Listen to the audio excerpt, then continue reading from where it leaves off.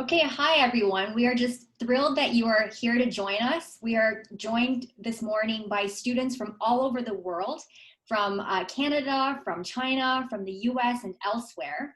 And we hope that this is a very informative presentation for you because we want to take you beyond what you read about the Rhodes Scholarships on the website. And we really want this to be giving you an insight into what exactly is the Rhodes experience, in particular the China Road experience.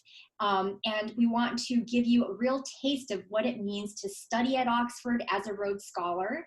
And so we hope that you will really take this opportunity to not just learn about how to apply for the scholarships, but also the process through which the selection is held and also the experience of being a Rhodes Scholar. So just a couple of housekeeping things. We wanted to let you know that we have received some of the questions ahead of time and we'll be addressing those questions, but we will also be taking more questions as we go, as the session unfolds, and you can email those questions to the Asia Institute email that was sent to you on your registration page, and you may also pose questions through the Q&A format.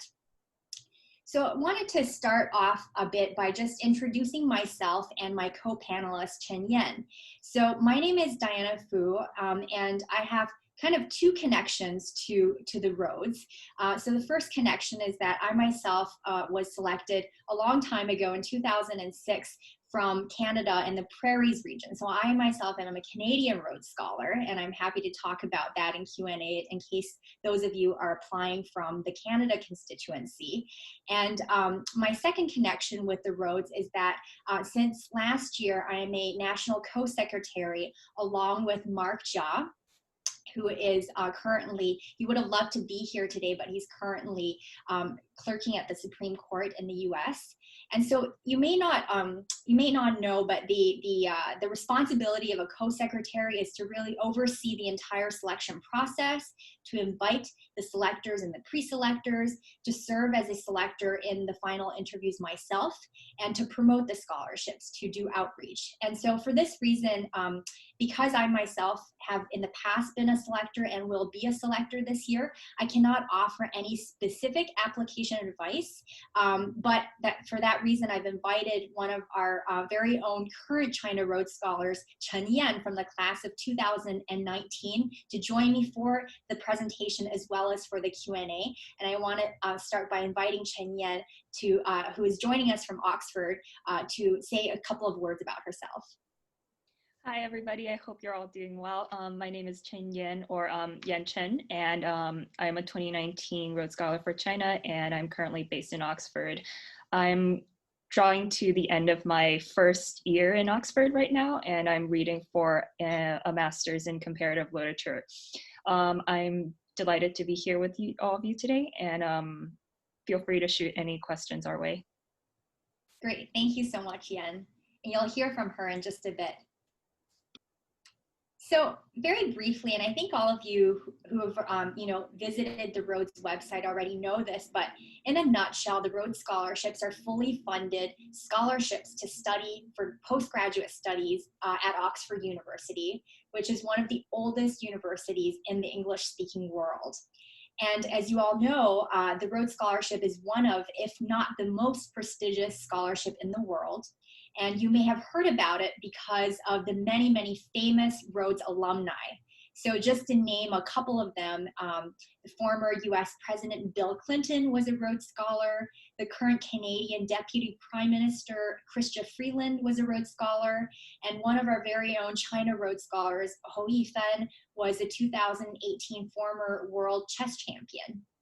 So regardless of the types of people that are named Rhodes Scholars, there's just one characteristic that really unites everybody, all of the Rhodes Scholars that you see, and that is that they are determined to fight the world's fight. That is, in fact, a mantra that you'll hear over and over again among the Rhodes Scholars of many generations, that they are there to fight the world's fight. Now, what does it mean to fight the world's fight? That is a question that you'll have to answer for yourself, because it is obviously very subjective of what kinds of change you want to see in the world and how you see yourself advancing those changes.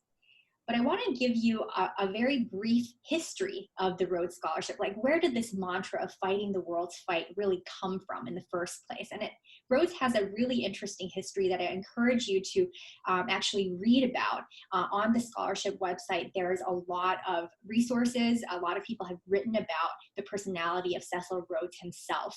So I want to go through it very briefly because I think it's very relevant to understanding where the scholarship came from, where it has been in terms of milestones, and where it's going. So very briefly, this kind of idea, this mantra of fighting the world's fight actually came from a call for civic-minded leadership which was the vision of a British imperialist and diamond magnate, Cecil John Rhodes. So he founded actually the company De Beers, the diamond company that many of you may have heard of, in 1888, and he created the Rhodes Trust around 1903. And at the time, Cecil had his vision for promoting unity between English-speaking nations and instilling a sense of civic-minded leadership and moral fortitude in future leaders. So when he established the Rhodes Trust, he really wanted to bring in all of the best and brightest young men. And when I say young men, I really mean young men, because he did not envision at the time women to be a part of the scholarships. Women were excluded from his original vision. And he wanted to bring these best and brightest young men from all over the world to study at his alma mater, which was Oxford University. And these men came from all of the countries that are within today's British Commonwealth, plus Germany and the US. But since the founding of the scholarships, there's been a couple of major milestones. First milestone happened in around 1976, when the first class of women were admitted to become Rhodes Scholars. And in order to do that, the trustees of the scholarship actually had to break the will of Cecil in order to admit these women. So we're glad that we have a lot of women Rhodes Scholars, but it came a full more than 70 years after the trust was first founded. So that I consider to be the first major milestone in the history of the scholarships. And the second major milestone happened more so in the past decade, in that the scholarship has moved from expanding beyond the constituencies that were part of the original British Commonwealth to be truly global in nature. So today, the Rhodes Scholarships is offered in 51 countries across 5 different continents. And you can see in this map that it includes, really pretty much all over the world now. And you can see in this map the existing Rhodes constituencies, the existing constituencies where there will be expanded number of scholarships, and the proposed new constituencies. And these scholarships today actually include 2 global scholarships for applicants who do not necessarily have a strong connection to any particular national constituency. They can still apply through the global constituency. And so you can actually browse, for those of you who aren't sure which constituency you belong to, or maybe you have connections to more than one constituency, when you go onto the Rhodes Trust website, you can actually browse all of the constituencies that are eligible for applying to the scholarships, and you can actually get advice on which one to apply for. And you must choose a particular constituency. So by 2028, the 125th anniversary of the scholarships, there is going to be expansions in many constituencies, including in China, which is a new constituency. So currently in China, we have 4 scholarships, which is not a lot for a country of over 1 billion people, but we're aiming to expand it to at least 8 different constituencies, if not more, in the coming years. So the China scholarships, I want to tell you a little bit about the history of the China scholarships and introduce some of our China scholars. The China scholarships launched in 2015, with the first class of scholars elect going to Oxford in 2016. And the first class of scholarships, or when the scholarships first launched in China, it received wide coverage, international coverage in the New York Times, as you see here, an article by David Barboza in the Atlantic, in China Daily, in the Wall Street Journal, and many other international outlets that you can read about. And the first class of scholars included 4 students from Tsinghua, Beida, Fudan, and Zheda.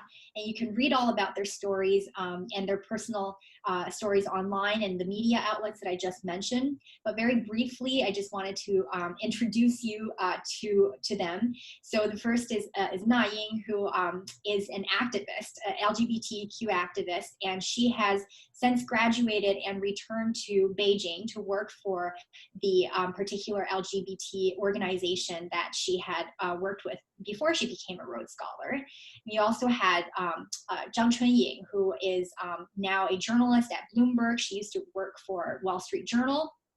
And we also had Wan Yu, who is now studying at Stanford Law as one of the first class of the Knight Hennessy Scholars at Stanford.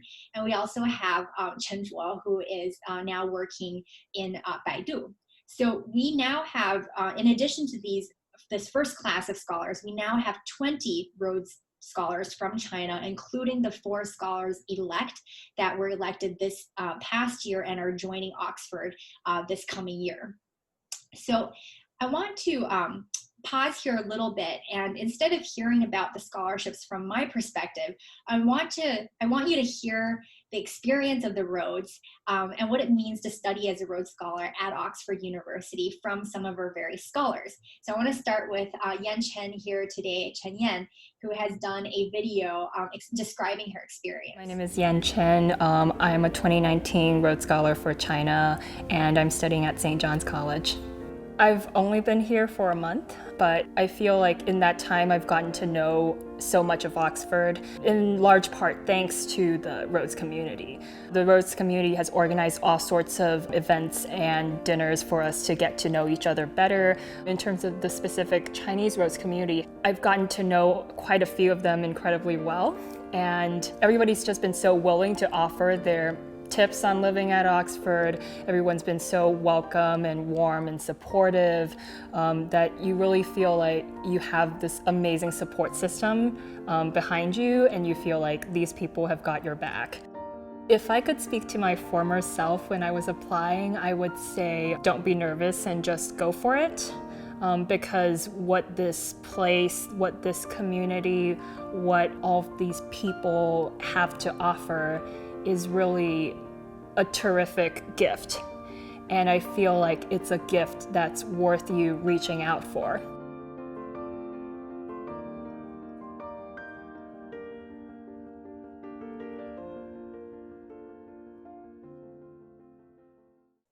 Okay, and since we have Chen-Yin actually here with us today, I wanted to see if Chen-Yin wanted to share a little bit more about her experience at Rhodes House and her experience studying at Oxford, because she really has a very interesting background. So Chen-Yin got her BA in English at Nanjing University at Nanda, and she had been an artistic apprentice at Hartford Stage, a Tony-winning nonprofit theater in Connecticut.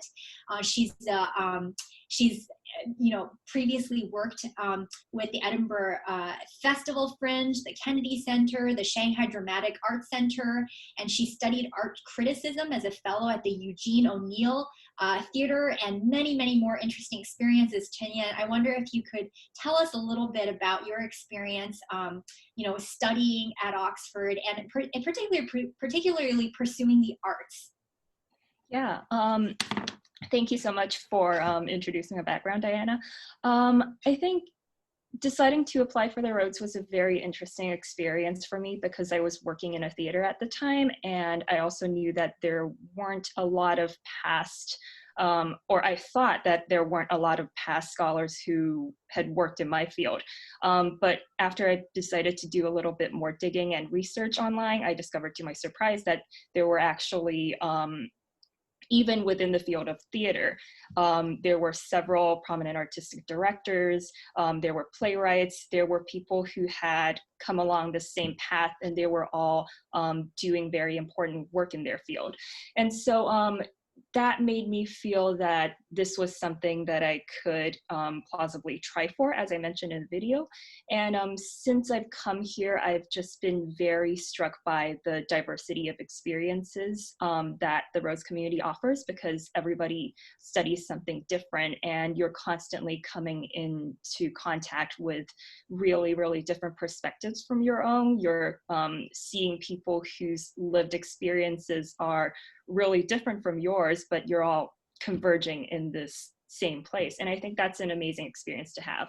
One of the highlights of my experiences here, also quoted in the video, has been the being on the organizing committee of the Rhodes Humanities Forum, which was actually the inaugural Rhodes Humanities Forum. And it was really, really special to be able to take on so much responsibility and to work with a team of other scholars, some of whom were studying history, some of whom were studying women's studies, a real diversity of scholars across different disciplines to help put this two-day forum together. And we had an embarrassment of riches in terms of speakers from around the world. And I even got to work together with a past scholar alum who is now a full-time professional playwright in London. And so I think that experience really demonstrates, first of all, the kind of opportunity that you get in Rhodes House, because Rhodes House has a wide slate of events, talks, workshops, and forums that you can get involved in. And that experience also shows that whatever your background, it's possible to find a point of connection in this community, and it's possible to seek out other people to talk to about your future development and what do you want to do in order to align your own goals with the goals of the wider world.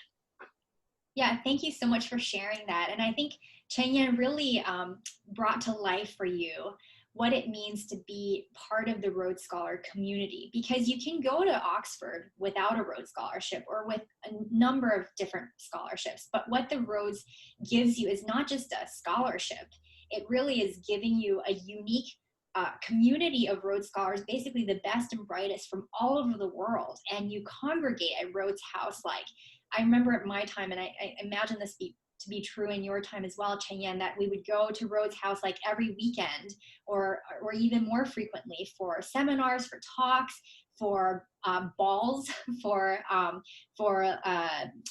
black tie events where you'd be sitting next to like a scientist who's a Nobel Prize winning scientist one night, and then the other night you're sitting next to like a world leader. And I remember in my time, within the span of a week, I think I got to meet Desmond Tutu like twice, once in Hawaii as part of a Rhodes conference, and another time in South Africa in his office, because a group of South African Rhodes Scholars had organized for us to travel to South Africa to learn about the history of Cecil Rhodes and to meet with various movers and shakers in South Africa. So what you're really getting with the Rhodes Scholarship is not just a scholarship, it's much, much more than that. And I think that's exactly the type of experience that Chen-Yin is talking about. So let's now move on to another scholar, another one of our China scholars who is in a different field. My name is Mphil, and I study Mphil in Lowell. I'm doing research in international dispute settlement. 2 years ago, a group of Rhodes Scholars visited my university in Shanghai, and I was quite inspired by how talented they are, and I myself really want to join that community. And from that time, I started to think how I can apply this scholarship. I study international law, and international law in Oxford, I would say, is one of the best in the world, so academic challenge is quite big for me. Oxford is really a social place. Every week I invite people to the formal dinner of my college, people with different backgrounds from different countries, and I can really learn a lot from them and reflect myself. Oxford is a place where you can meet so many different opportunities, and everyone is inclusive. They will be very tolerant about whatever you say, what different views you might have. For me, Rhodes Scholars seem to be very open-minded and very reflective.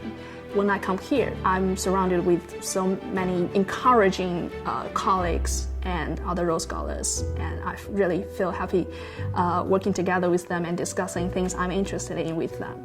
The people, the university, and the long history make this place quite special. Great. And Mphil, she originally studied at Shanghai Jiao Tong University, and she also held an LLM from the University College London with distinction. And she mentioned in her video that some Rhodes Scholars actually got to go to China and visit her university. And that was one of the meaningful events that I felt like our China Rhodes Scholars were able to organize for other scholars. And I don't know if Chen-Yin, were you a part of that, or was that before your time? I think that was before my time, unfortunately, but I think since maybe 2 years ago, the Chinese Rhodes Scholars have been organizing annual trips to China that we informally called the Rhodes China trip. And it's around 10 to 12 days, and the Chinese scholars are joined by other current scholars from different constituencies, and they get to tour to Shanghai and Beijing and other cities, and to meet with local students, meet with business leaders, academics, with a really wide range of people. So I think Xiao may have been referring to one of those. Yeah, that's right. Thanks for sharing that. And so the reason I bring that up is because, again, as part of the Rhodes Scholars experience, it's not just about everybody going to Oxford and congregating there, but as you see from our China Rhodes Scholars took initiative to actually bring other world leaders, other young world leaders from other parts of the world to China, so that there could be a dialogue, and to start some of those dialogues early. And I believe that in the past, some of our scholars have also met with Schwartzman scholars from Tsinghua University, as well, as part of that kind of cultural dialogue and leadership. So let me now move to some of the selection process and introduce some of our other scholars to you in the context of the types of fighting the world's fight that they're engaged in. And that should also give you a sense of what we're looking for in terms of the types of people we're choosing. So let me just say that we're very ambitious in terms of expanding the China Rhodes Scholarships, and our goal, as I mentioned before, is to expand from 4 to at least 8 full scholarships, if not more. And we'd like to see that in China, in the coming decades, that we have constituencies by regions within China, not just China as a whole constituency, because as some of you know, in the US and in Canada, there's different districts that scholars are selected from. And so we'd like to see, with China with such a large population and such a diversity in terrain, we'd like to see that model be adopted in China in the coming years. We'd also, in particular, my co-secretary Mark, Jia, and I would really like to see more applicants outside of the coastal cities in China and beyond some of the sort of brand name universities like Beida, Tsinghua, Fudan, Nanda. And it's great that those of you who are in those universities continue to apply for the scholarships, and every year you have great success. But we'd also like to encourage those of you who are based in other parts of China, other regions of China, especially non-coastal regions, to really apply for the scholarships as well. And thirdly, we really would like to make the scholarships accessible to the Chinese diaspora community. So this year, as part of that effort, Mark and I have decided to abolish residency requirements. So it used to be that you had to live in mainland China for X number of years or establish some kind of connection to mainland China and to write about it in the application. But as of this year, anyone with a Chinese passport anywhere in the world, regardless of your background, regardless of how long you've lived in mainland China before, or whether you were educated there before, can apply. And so we recognize that the reason why we did this is because we recognize that a connection to China is not necessarily tied to residency, and that those of you who didn't necessarily spend all of your time in China may find yourself back in China after the Rhodes Scholarships to contribute to China's growth and development. So those are sort of the three main visions we have for the Rhodes Scholarships in China. And I'll direct you to the screen where there is full eligibility criteria. There's a link to the full eligibility criteria that I would encourage you to read through very carefully in terms of the changes this year. And there's also a document linking to the guidelines for referees, which I'll talk about in just a minute. And that you should read through quite carefully as well, and thinking about which referees you'd like to go to for writing you a reference letter. It's good to review the kinds of instructions that we actually give to referees themselves when they're writing you a letter. Oh, and just a note about the photo. I love this photo. I was actually there for the going down dinner, which is, I know that's kind of strange terminology for those of you who haven't studied at Oxford yet, but going down dinner is basically the graduation dinner. And it's one of many sort of black tie events, we call it, which everyone gets decked out in suits and gowns. And this is at the lawn of Rhodes House itself. And this is a class that graduated in 2019. So in terms of the applications for the scholarships are now open, and they will close on October 12th of this year. So you do have those of you who are listening to me right now are getting an early start, which is great. So you do have quite a few months to get your applications together. But we really recommend that you do start early, because there are many components of the scholarship application, and you do have to approach 4 different people minimum to get recommendation letters. So you need to, basically start on that quite early. And the main change this year, as I said, is that we've decided to eliminate residency requirements. So you can apply if you are a PRC resident, regardless of whether or not you're currently living in mainland China. However, there is an age requirement, and that normally scholars are between the ages of 18 and 24. And we did make an exception for those who completed their undergraduate degrees slightly later than usual, which is at the age of 27. So if you have questions about the fine print, I would encourage you to again visit the application website, where this document, which I took a screenshot of, is on there, and all of the fine print is there. And if you have other questions, you can certainly email Mark and I at this China Secretary email, which I'll flash at the end of the presentation. So in terms of what you need, again, all of this material, all of this is on that document that I was referring to. You need birth certificate, passport, transcript, the residency for, you don't need that for China, personal statement, which maybe Yen can talk about in a little bit. You need a CV. You do need evidence of English language proficiency, which is the TOEFL exam, because obviously it's a scholarship to study a graduate program at Oxford University. So your English level has to be good enough to thrive in a graduate program, which is why we ask for the proof of English language proficiency. You need a photo, and you need reference letters. So I want to talk just very briefly about the reference letters. I know some of you had questions about that. So in the China Constituency, we require 4 letters in total. 3 of them should come from academics, like professors, and 1 of them should attest to your moral character. So sometimes we often get letters from employers. We sometimes get letters from mentors, or anyone else who you feel like can attest to your moral character. And having read a number of recommendation letters in the past years, the best ones are actually not necessarily from famous people. They're actually from people who know you very well and basically can tell a unique story about you.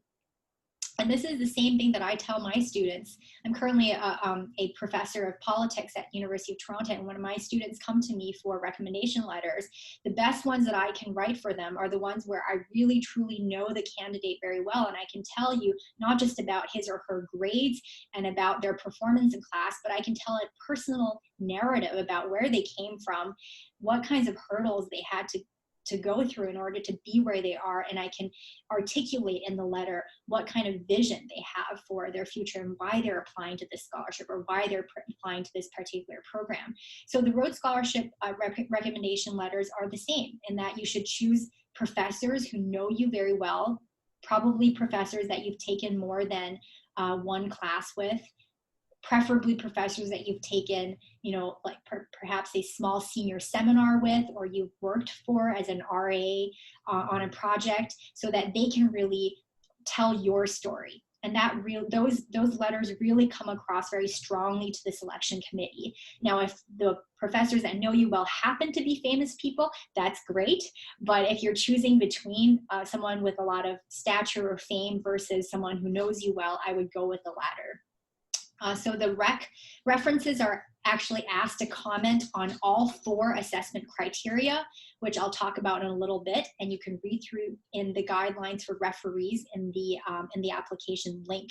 But they're really asked to comment on all 4 assessment criteria that we use for our selection itself.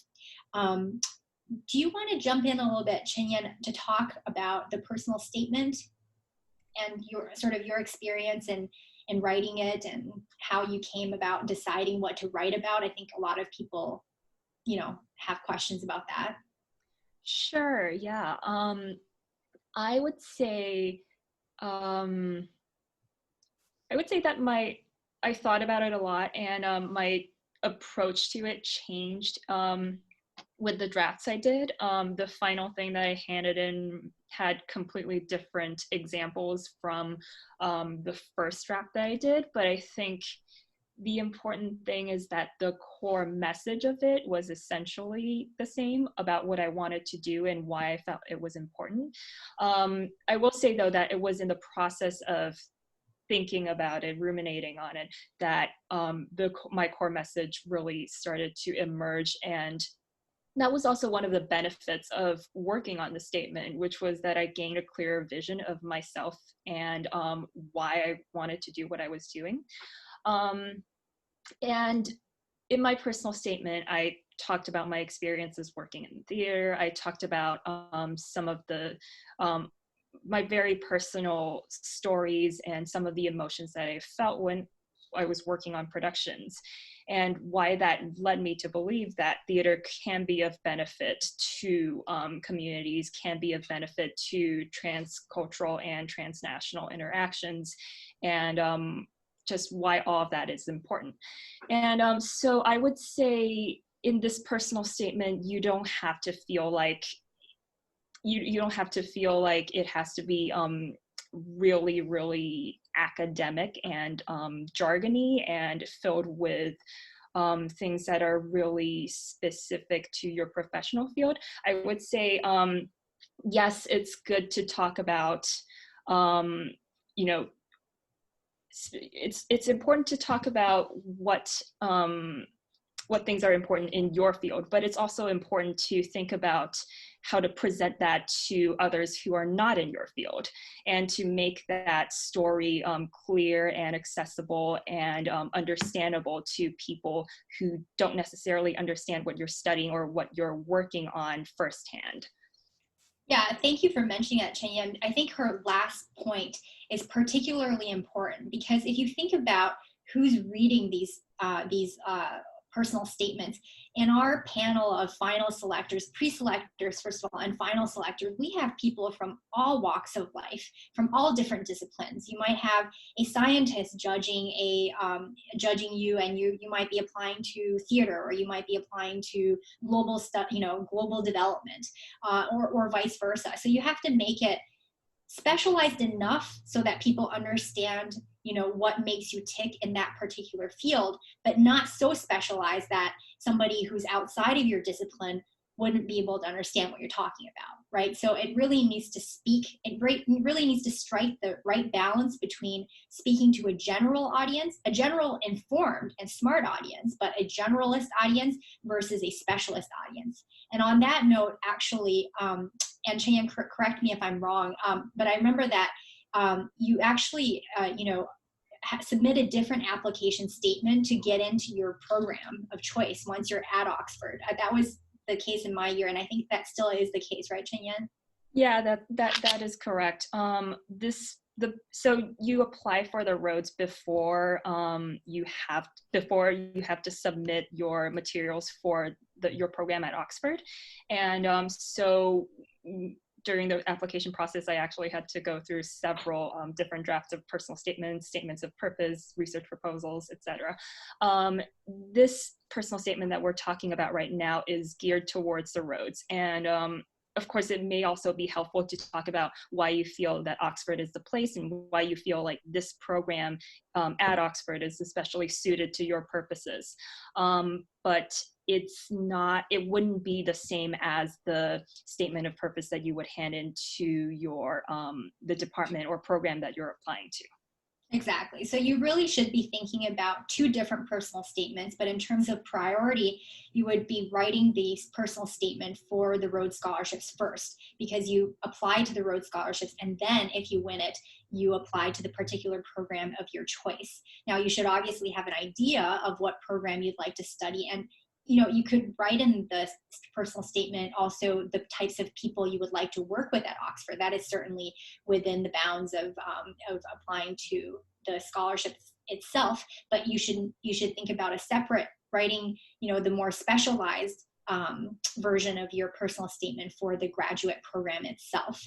And one thing I always tell students, in terms of writing their personal statement for this kind of a scholarship, is to think about it in a circular way. So normally we think about writing essays, at least in liberal arts degrees or social science degrees, and I think especially in sciences as well, that we write these essays in terms of bullet points, in terms of like the 5-paragraph essay, and we think about it as a linear thing.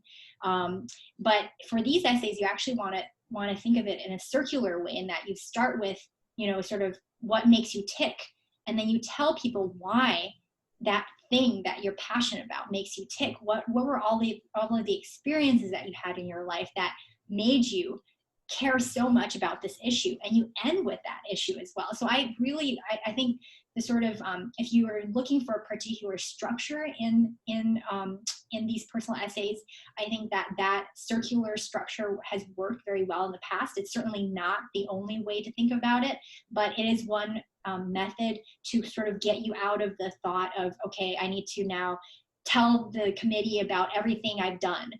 You don't need to tell the committee about everything you've done, because we have your CV. We can see from your CV all of the impressive things that you did. And so the types of personal statements that are powerful are the ones that is able to take what's on your CV and turn them and knit them into a narrative that tells us not just about what you've done, but really who you are and why you've done what you've done. That is really the key, is to tell us why you're interested in doing the thing that you're passionate about, what you've done about it in the past, and what you'd like to use the scholarship to do about that thing that you care about in the future. So we'll turn back to writing the personal statement, perhaps in Q&A, but that is the gist of, I think the key pieces to pay attention to is the personal statement itself, and in terms of the types of story that you want to tell about yourself, as well as making sure that you get people to write letters who know that story. So obviously you should be sharing your personal statement with them, so that when the rec letters come in, it paints a very good, sort of rounded picture of, okay, this is the story that person is telling about themselves, and this story really matches very well with what the rec letters are saying about this person. So in terms of what we are looking for, we're really looking for 4 broad criteria. And I say this, I say that they're broad because there's obviously a lot of subjectivity in determining what counts as fulfilling these 4 criteria. So, but very briefly, the 4 criteria that we're looking for is, number 1, academic excellence. So there's a lot of questions about, you know, is this GPA of 3.7 out of 4 a hard cutoff deadline? And the answer is no, it is not a hard cutoff deadline. However, if you look at the types of people we've chosen in the past, whether it be in the China constituency or in other constituencies, they tend to be people that are in the top of their classes. And we say that this is important because it is, at the end of the day, an academic scholarship to study at one of the most prestigious and competitive universities in the world. So you obviously have to have a proven track record that you can succeed in a competitive program. There's also been another question about, you know, some of you, especially who didn't go through the US system, don't have GPAs on your transcripts. So we said that in the past, we do accept sort of equivalents of GPAs. So however your institution does those assessments, they can provide a sort of explanation of what, you know, first class honors means. For example, in the British system is very different from, it doesn't necessarily translate into GPA, but our selectors are well versed enough in sort of the major academic assessment systems in the world that we are usually able to adjudicate or to assess what is equivalent to sort of a 3.7 out of 4. But I want to say that, emphasize that no, it is not a strict cutoff, because we do recognize that there are exceptional candidates who may have had, you know, just a bad first or second year in college, and it sort of dragged down all of their GPA, but they're really, really exceptional. And so if you feel like you are one of those candidates whose GPA doesn't necessarily meet the sort of suggested or recommended cutoff, it would be good to either explain that in your personal statement or make sure that one of your recommenders sort of addresses that, so we can kind of understand you know, where you're coming from. So so that's in terms of academic excellence. The general criteria or the principle behind it is really that you have to be excellent enough as a student to be able to study at the proposed program of your choice at Oxford University. And along with that, your TOEFL score has to be good enough to study in English. The second criteria that we use is the energy to use one's talents to the full. And the, you know, sort of the definition of that, at least traditionally, it has been, you know, the Rhodes Scholar who's also the captain of, you know, the football team or the ski team or whatever. But since then, we've actually expanded the criteria so that you, as long as you demonstrate mastery in any area, such as sport or music or debate or dance or theater, or particular, you're, you know, maybe you're a scientist or you're an engineer who is particularly excelling in that area, that also counts. So it doesn't necessarily have to be someone who is a jock plus someone who's a good student. So we again identify that quite broadly. And what we're looking for in terms of the energy to use one's talents to the full is this kind of restless quality, right? We don't want people who are just, you know, spending their time in the library and are a good student, but they don't do much else beyond, you know, beyond their academic duties. We want to pick people who are just exceptional in more than one area.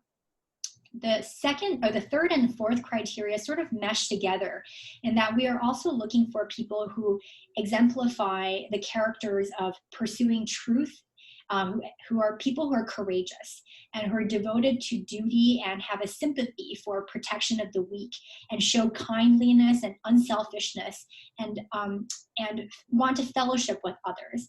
Now, obviously, it's very hard to assess that. First of all, it's very hard to demonstrate that in a personal statement without sounding kind of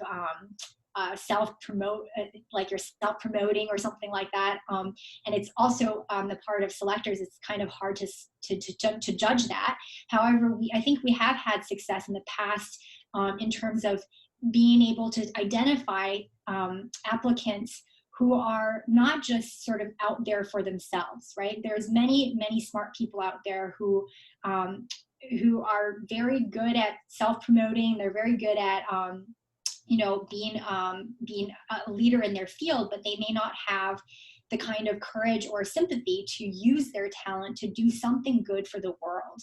And leadership, I want to say, which is the fourth characteristic of moral force of character and instincts to lead, that actually is defined very diversely as well. And we've been, especially on the China committee, with the types of selectors that we've chosen in the past, we've told people that it doesn't necessarily mean that you have to be an outgoing person who, starts an organization, who founded an organization. It doesn't necessarily mean that. I mean, there's ways to be quiet leaders. There's ways to be a servant leader.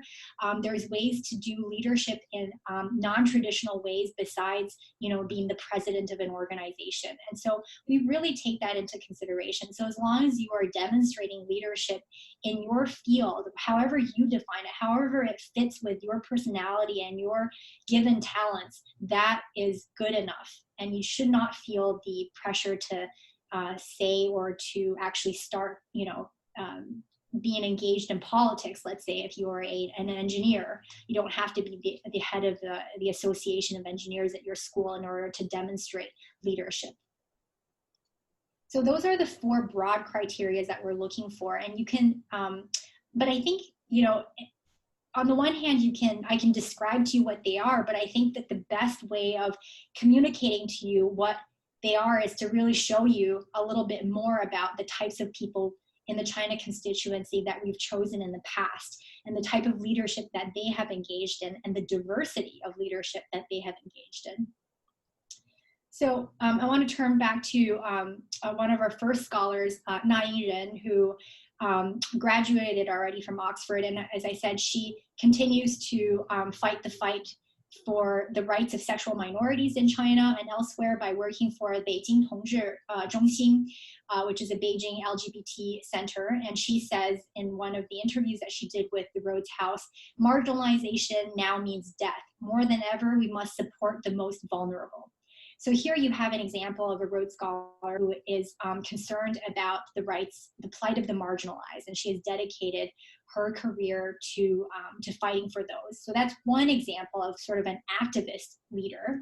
But that's not the only example. You also have Jackson, who was in the class of 2019, the same class as Chen-Yin, and he's an engineer, and he studies alternative energy. So he has worked in the past as a research assistant on environmental issues with the Shanghai city government and CDP, a not-for-profit international organization.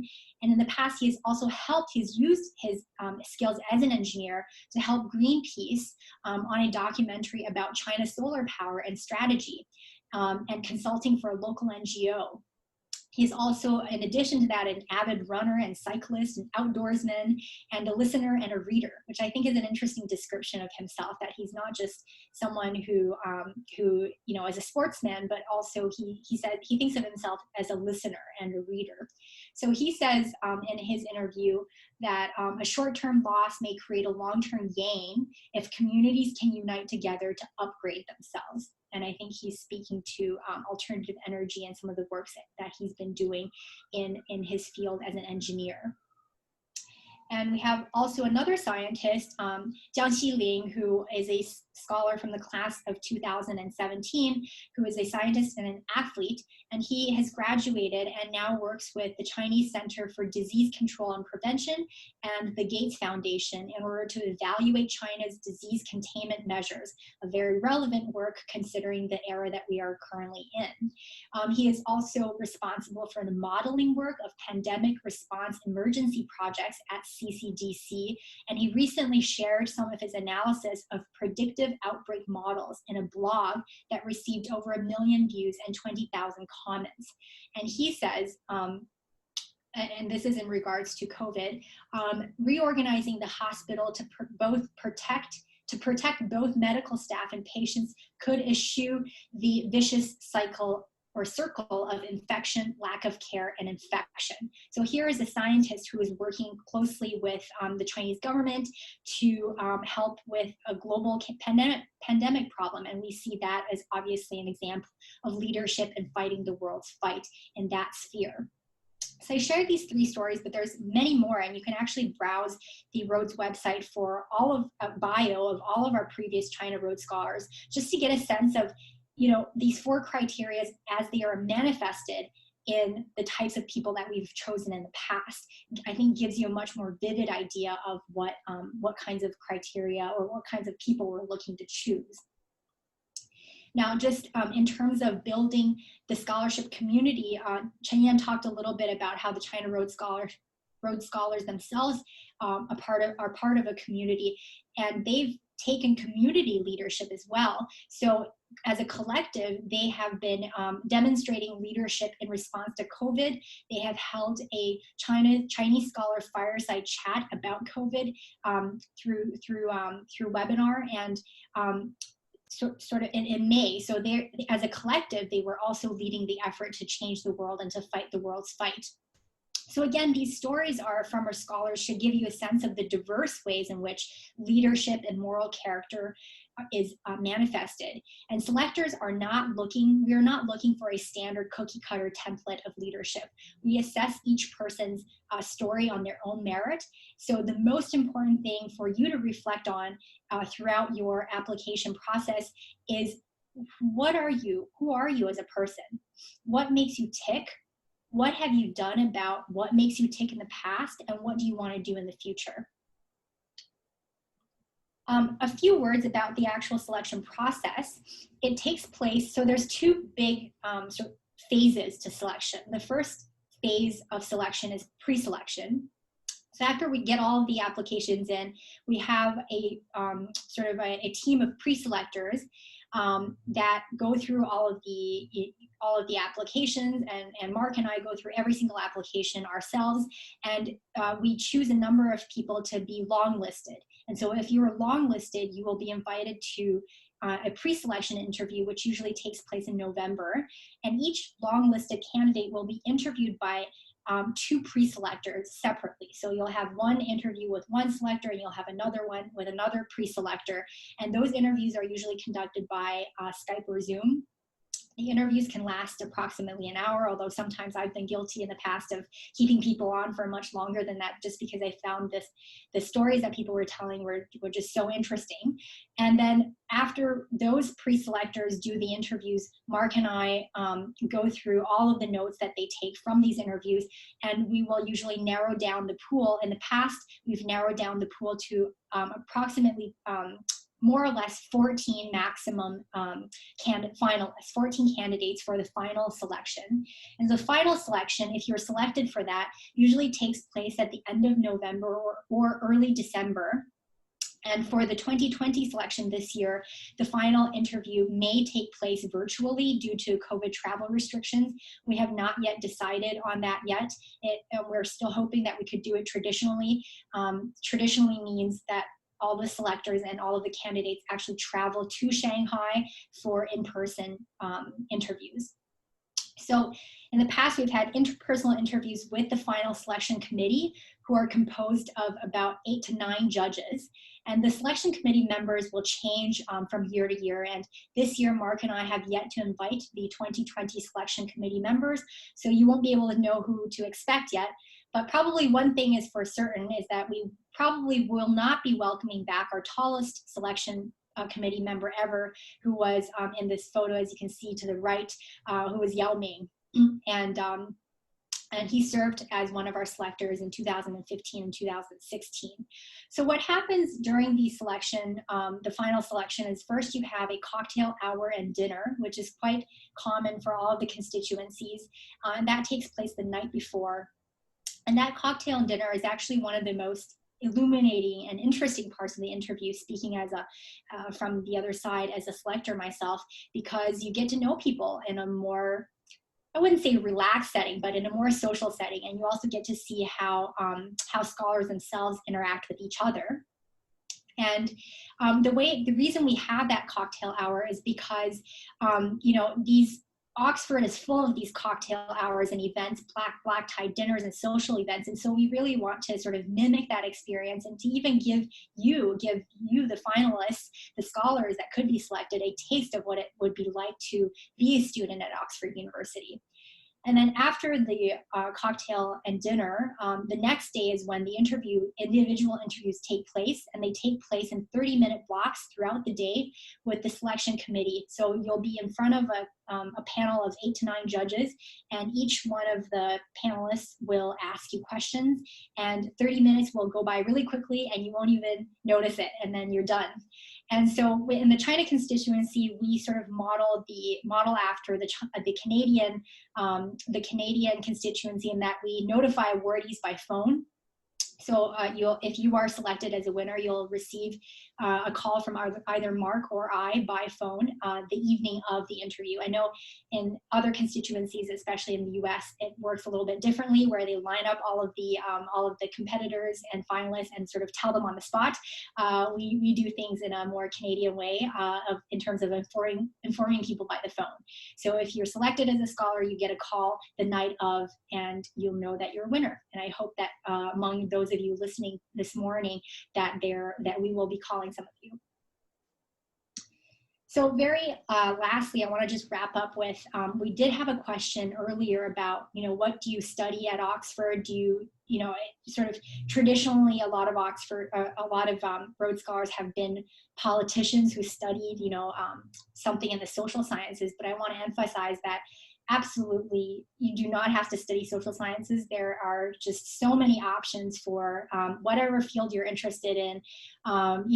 Computer science, historical studies, international development, chemistry, economics, astrophysics, whatever you want to study. If there's a program for it at Oxford, you can study as a Rhodes Scholar. So you can literally apply to any courses that you want. And here's 2 more resources for applying to the Rhodes Scholarships on YouTube that you can listen to in terms of scholars talking about applying to the Rhodes Scholarship and their life at Oxford.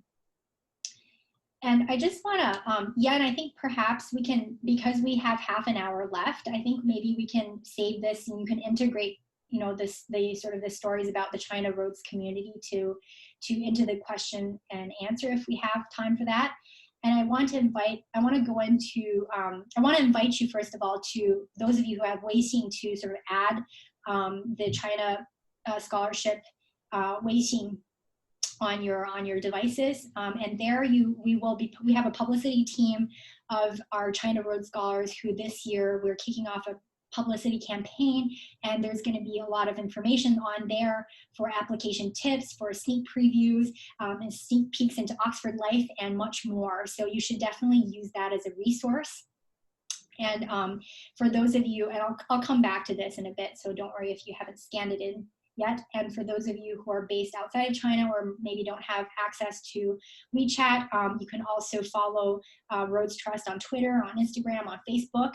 And Mark and I will also be posting some of the materials through our Twitter accounts, which is also listed below.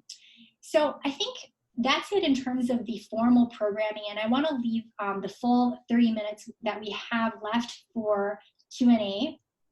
And we already got some questions from the past, and I wonder if maybe the best way to do this is Chen-Yin, are you able to see the questions? Yeah, so actually I was just going to suggest that I can read out some of the questions to you. Yeah, I think that would be good, yeah. Answer them live. So in terms of applications, one of the questions that we've been getting is about the combination of courses that you can do.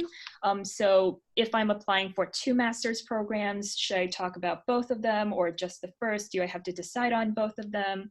And what are the kinds of combinations that I can do with regard to degrees at Oxford under the scholarship?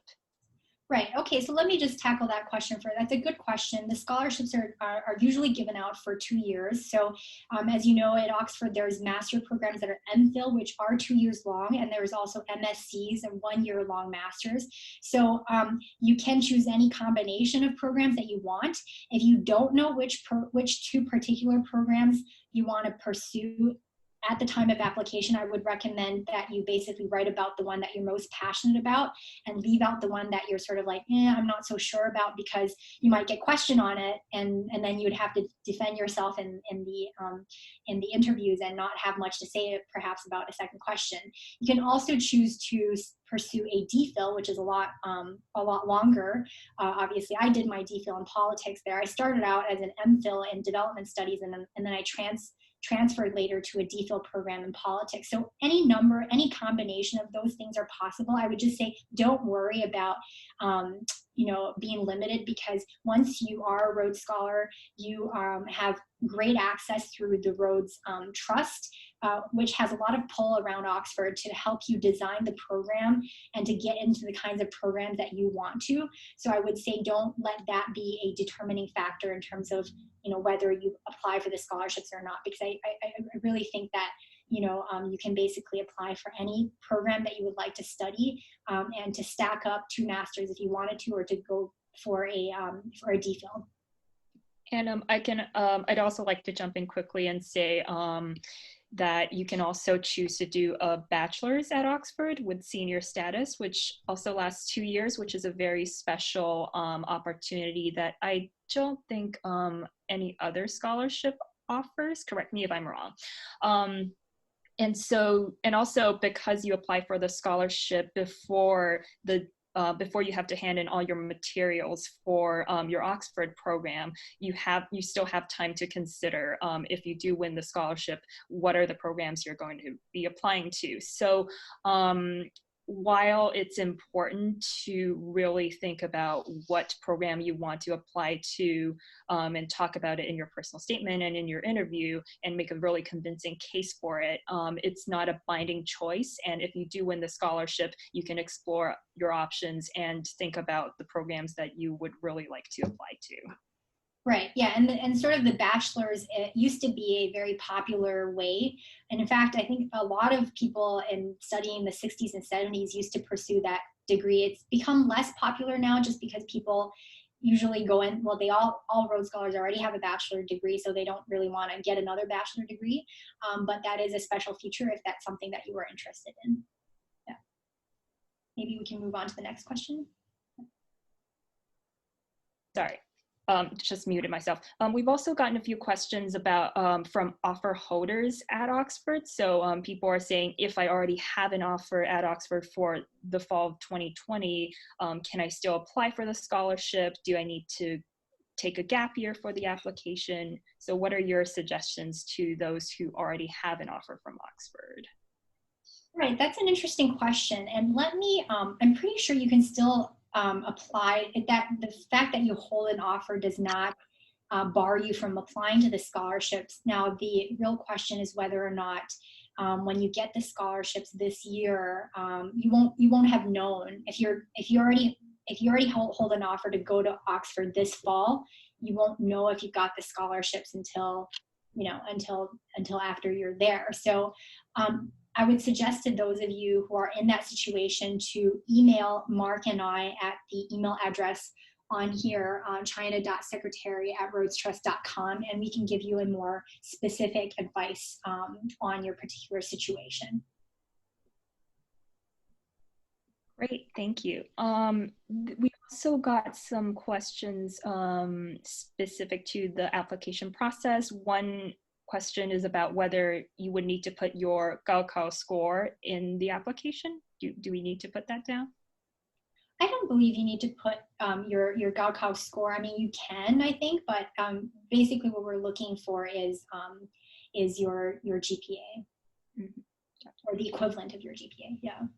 Which Diana already talked about earlier in the webinar. We also got a question about whether the Rhodes prioritizes certain academic fields over others. Right, so absolutely not.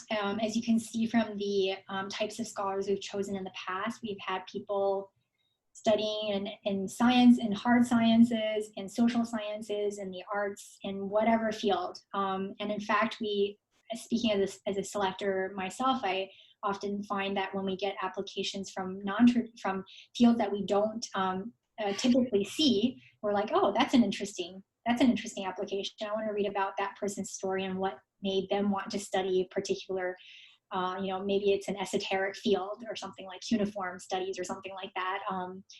So it's absolutely not. You're free to study whatever you want. Yep. And we don't prioritize people with a certain specialty.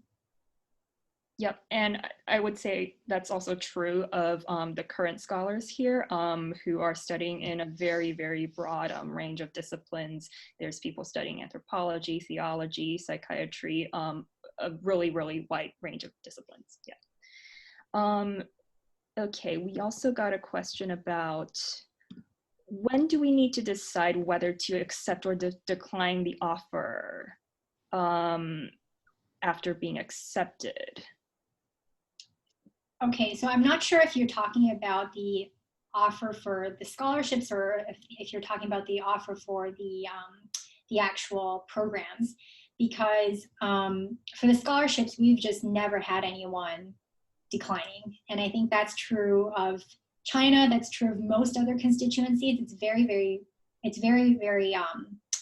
unusual for someone to turn down a Rhodes Scholarship once they want it, because it's just so prestigious. And in terms of the programs, I mean, I suppose if you accept the Rhodes Scholarships, you're going there to study the program that you proposed.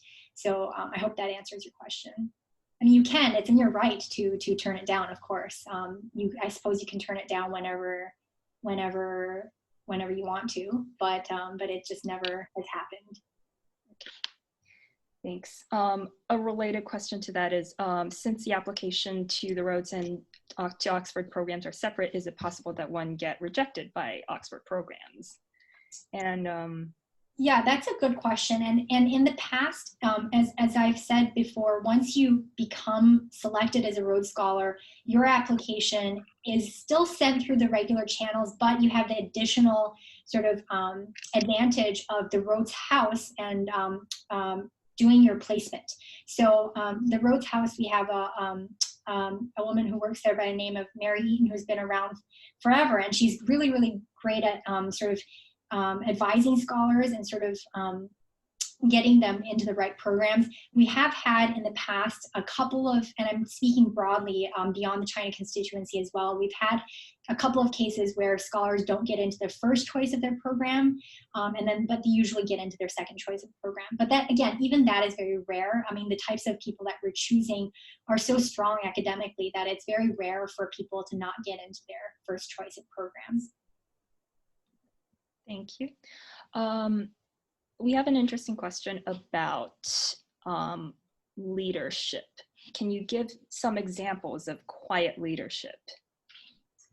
That's interesting. Yeah, I think maybe I do have some in mind, but I think maybe Yan, would you like to tackle that, because you're much more familiar with the China scholars and maybe people in your cohort or people in other, it doesn't have to be an example of China Rhodes Scholars, but other people who you felt like, this person isn't someone who would typically be called a leader, but yet is demonstrating incredible leadership.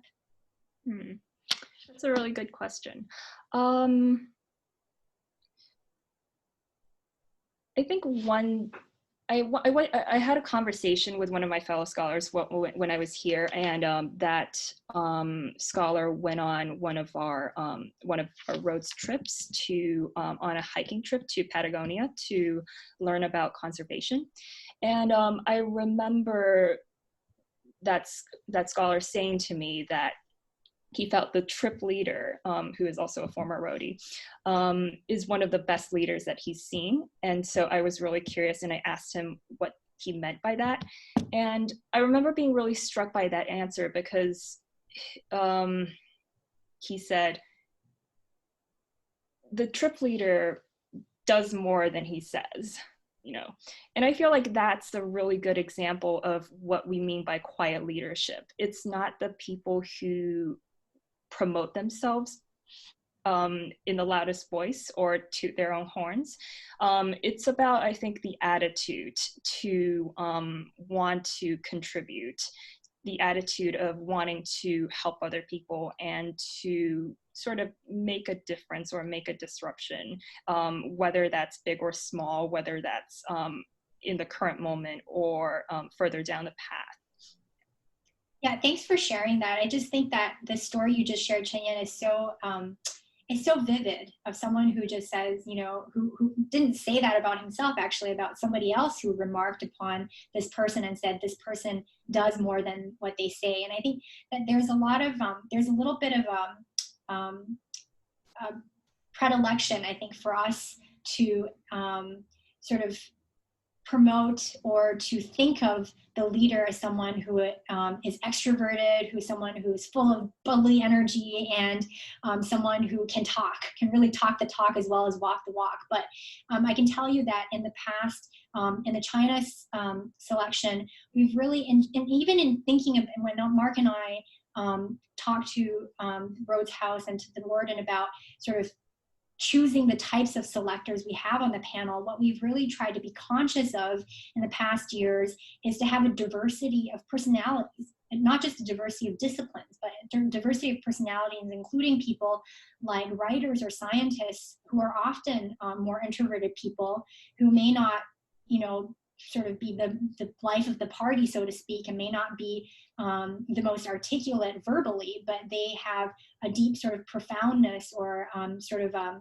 deep well of reflection that really comes across in a different way in the interviews. So I think basically quiet leadership is not just reflected in the types of people that we choose, but we also try to diversify the range of pre-selectors and selectors, so that there are examples of selectors who themselves are quiet leaders who tend to be able to assess and notice what kinds of other scholars are quiet leaders as well. And that's one of the conscious ways in which we have tried to diversify the types of scholars that are chosen. Thank you for that. We also got a question about, could you give us some suggestions about how to integrate our other interests in terms of sports, arts, or music into the personal statement or into the overall application? So I guess I could probably jump in on that one. Yeah, why don't you do that one? Yeah. It's about the application process. I think we have a lot of people like that here in the Rhodes community whose interests are really, who have interest in a really broad range of things and whose interests are really different.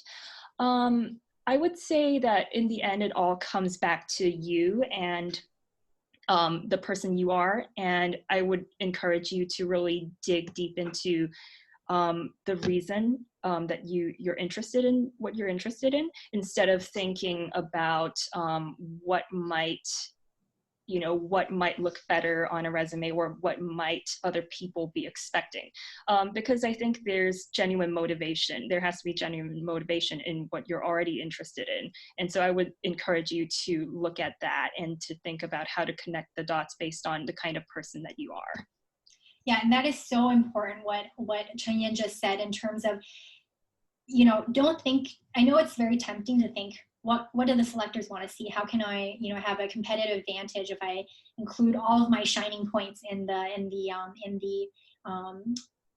presenting myself? And sometimes when we see, especially experienced selectors, when we see people doing that, it is actually a turnoff, because we're like, okay, this person doesn't seem to be conveying a certain level of authenticity.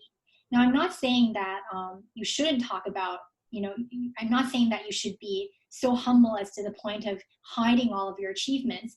But in the past, we have had, I don't know that, and I don't think that every one of our applicants integrated necessarily their sports achievements or their artistic achievements or whatever it is into the statement, because you have to remember that we are also looking at your application in terms of the whole package. So we still have like, oh, on the CV, this person is a chess champion. And maybe she did talk about chess championship in her statement, maybe not, or maybe somebody else is a marathon runner and that didn't get worked into the personal statement because the personal statement was about their, more about their scientific inquiries, not about marathon running.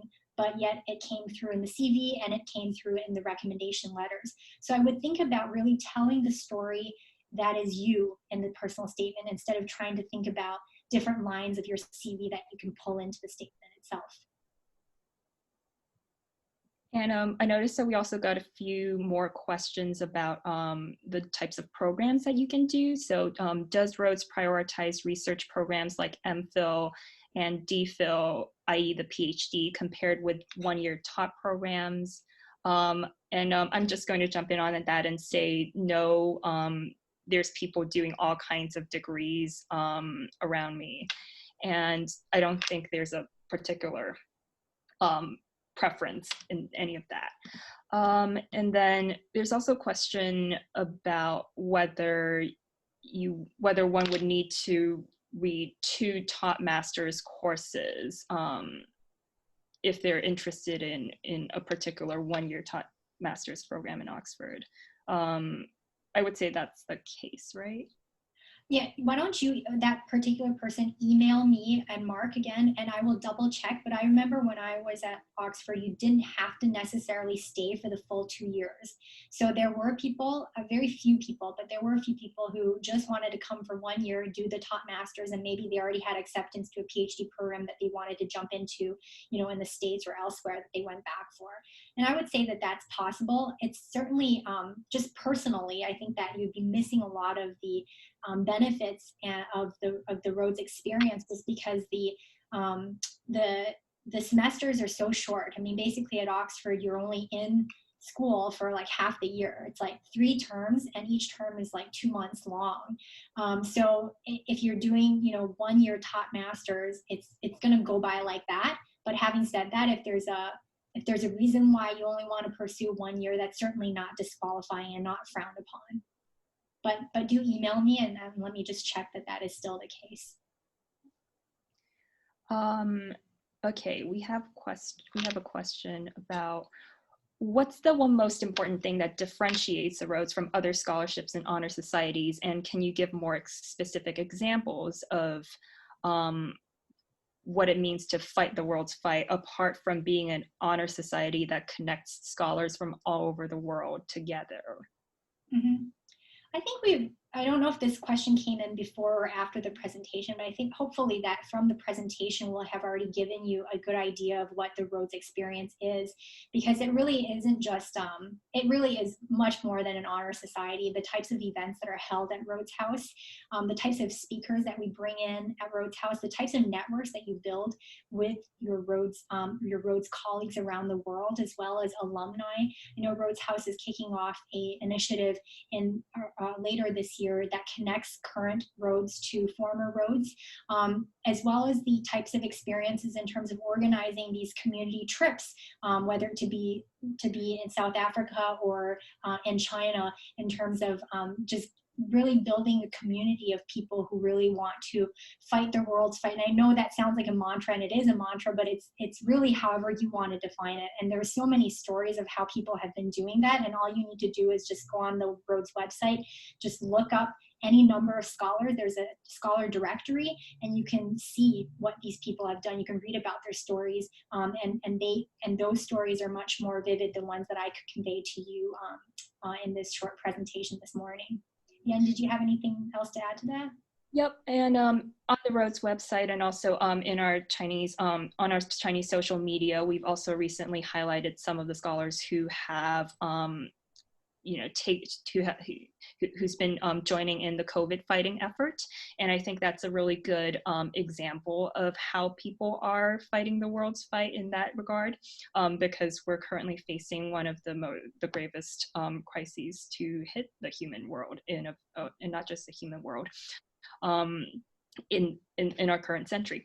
And one of the things that's also been really interesting about that is how you notice how scholars have been collaborating from across years, across fields, and across different country borders to contribute to the effort. And so I think both in terms of that immediate desire to contribute when the world is in trouble, and in terms of the different kinds of collaborations that can happen across the scholar community, I think that's a really good example of fighting the world's fight in this current moment. That's right. Yeah. Can we defer the scholarship if we get accepted? Yeah, again, email me that question. I believe, again, we have not had that that happen in the China constituency, but I believe in the past, let me not speak before I'm sure. Like, why don't you email me that question and I will double check on that and get back to you. And is there a fee to apply? No. No. Yeah. And if you do get accepted by the scholarship, Rhodes House will cover your application fees to the Oxford program. Yeah. The only expenses, and I wish that this weren't the case, and in fact, this reminds me that I should speak to the Rhodes Trust and to the Rhodes House about the only expenses that scholars do take on, and I wish this weren't the case, but is the expense to actually go there in person to do the final interview. And in this year, we may not have that, because if we have, virtual interviews, you won't be flying anywhere. But in the past, if people were selected as finalists, they did have to pay for their own trip to Shanghai, where the selection took place. Yep. And is there any group interview in the final selection, or are there only individual interviews apart from the cocktail dinner? I feel like that question can be rolled into the question about the function of the cocktail dinner and whether that's how much that is part of the assessment and interview process itself. Yeah, so the question is, the answer is no, there's no separate group interview apart from the cocktail dinner, the cocktail plus dinner. And the cocktail hour is actually a pretty important part of the scholarship interview process, because it really is the only sort of truly interactive part where you're sort of milling about and talking to different selectors. It's the first time selectors are meeting you in person, so it is the first impressions at that cocktail dinner. What we do is we call it a speed dating model, where we sit down we first roam, sort of let people roam freely, and all the selectors try to get to all of the applicants in the cocktail hour. And then when we sit down for dinner, we will actually move people around so that you sit next to each selector and have like a 20-minute, 30-minute conversation over dinner. Most people tend not to eat very much during that dinner, but yeah, that is a very important aspect of just sort of probing, getting a sense of who you are and how you interact with people. Because again, we are selecting people not based on popularity, but certainly people that are able to hold a conversation and to hold an interesting conversation as well. And we also got a question about how to talk about fighting the world's fight through a field of study that's less obviously pragmatic, which I think can also be combined with a question that we got about interview tips. I feel like when we're talking about pragmatic impact, or we're sort of looking at things that are more immediate. But I think the helpful way to think about this is that one, the scholarship, I think, is an investment in your whole life, and not just in these 2 years or 3 years or whatever number of degrees that you decide to do at Oxford. And you might be still early in the process of exploring what exactly it is that you want to do and how exactly it is that you can contribute. But I think the important thing is having the desire and having the commitment to carry through what you believe in is important. And I would argue that if your field is less obviously pragmatic and people don't think of it, if it isn't the first thing that pops to people's minds when they think about improving the world, then that's all the more why you should be making a case for it. And because there might not be as many people working in your specific field. And so what you can do is what you're able to do is actually able to make more of an impact in your specific field. And then in terms of, I think that question can also be tied to interview tips. And I would also just say, think of it as a conversation with people. Don't think of it as the assessors or the selectors trying to judge you. Think of it as you trying to tell your story and talk about what matters to you to people who are genuinely curious and wanting to listen to what you have to say. That's right. And I would say that there's two sort of interview modes that you go into, right? So the first interview mode is the cocktail hour, and that's where it's literally conversation. So, we're not sort of doing, interrogation or anything like that. And so I think you should think of that kind of interview mode as being a conversationalist, but also being not just, a regular conversationalist, but a driven conversationalist who you are trying to tell your story. Now, don't recite your story because that will come across as very awkward, but really sharing and conveying to people, to the selectors, like what you're about, like what your history is. Like, people are interested in other people's stories, right? So that's the first mode. And then the second mode, which is a little bit more, it can sometimes turn a little bit more of it into a cross-examination type of format in the individual interviews, just because we're really trying to test you, not just hearing your story in the second part in the individual interviews, but really testing how well you think on your feet. And that doesn't mean you have to respond readily and talk really, really fast every time we ask you a question. That's one way of responding to cross-examination. But another way is to take pause, reflect on what the question is really asking about, and think about how you can tie the question to, again, what you are passionate about and what you want to study. And so in the second mode, I think is a little bit more, it's a little bit more of a how do I say, less conversational and more sort of your typical interview. But if anything, it is not a typical interview, because when you have like 8 or 9 people sort of asking you questions just relentlessly about your experience. So you should definitely prepare for that interview.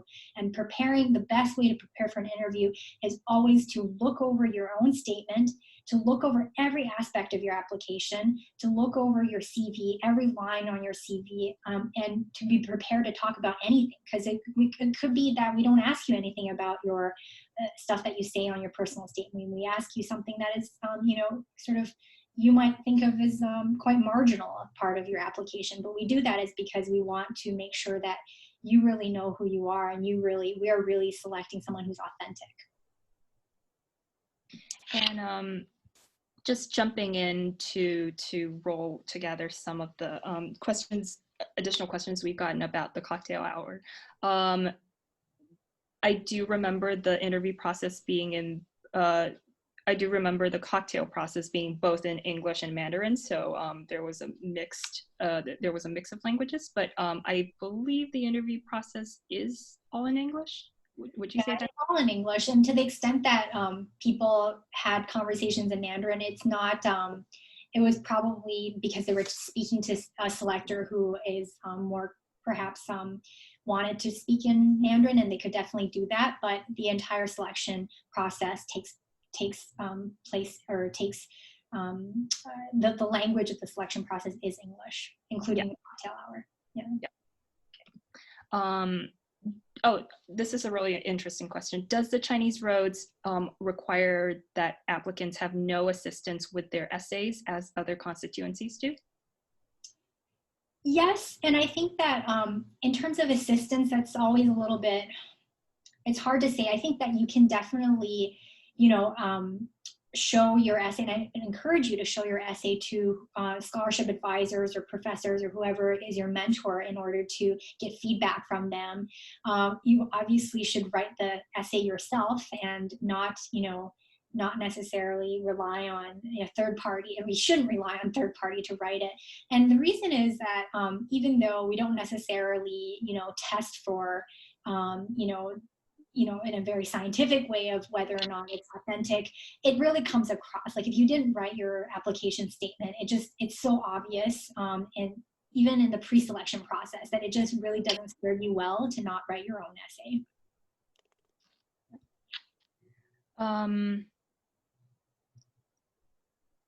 We also got a question about how the selection committee weighs community engagement versus academic excellence. Would you say that there's a sort of different weight put on each of those components? Do you think they're equally important? They are. In the past, we've weighed each of those 4 sections equally. So there's not necessarily a one weighted over the other.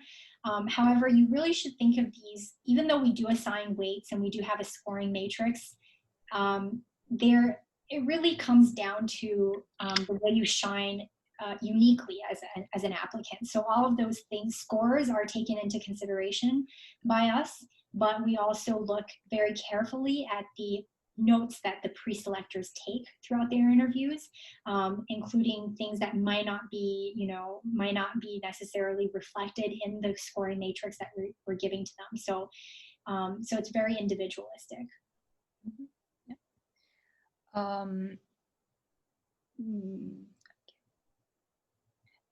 Is research? I think we'll just go for 2 more minutes. So it's 11:03. So maybe Yen, if you can sort of summarize some of the big themes of the questions. Do we have a lot more questions left, or?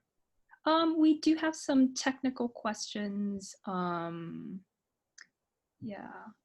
There's a question about, do we have access to placement records in industry and academia? There's going to be, if you search the Rhodes Trust website, there's a record of all of the scholars, and you can basically just Google them. I don't know, right now we don't have a placement record for the China scholars as of yet, because we only have 20 scholars so far, but they've all placed very, very well. Leaders in their field, yeah. And we also got a question before the seminar about how COVID-19 is going to affect the application experience and the experience at Oxford. Should we talk about that briefly? Yeah, I think that right now the short answer is we don't know, but we are putting together contingency plans. So for instance, as I mentioned before, our final selection this year may have to take place online. And in terms of Oxford itself, you should be watching for the Oxford Oxford University's website itself to see what their contingency plans are for classes. Yep, and at the moment, I know that Oxford is planning to combine face-to-face teaching with online formats for bigger lectures and events like that. And one other thing I would also say is that throughout this entire process, Rhodes House and other Rhodes Scholars have been very supportive throughout this process in terms of like mental health, in terms of just forming social groups to talk about things and to work together. And so I think that's really been an important way to sort of keep ourselves afloat during this process. Right. And unfortunately, we're out of time, but I know there's a lot of questions still. And I would encourage you to email us, Mark and I, at the email address on this page. And also for those of you who are based at the University of Toronto in the Tri-Campus, so whether UTSC, St. George, or UTM, there is a scholarship office. We can follow up. I think we can follow up with you guys by sending you the name of the scholarship coordinator who can help advise candidates on their applications. Her name is Michelle Beaton, and she's at the Office of the International Studies. And for those of you who are outside of the University of Toronto, I'm sure that every university, every institution has a scholarship office, and most universities will have a person or two, a staff member or two, who are dedicated to helping their graduates win some of these competitive international scholarships.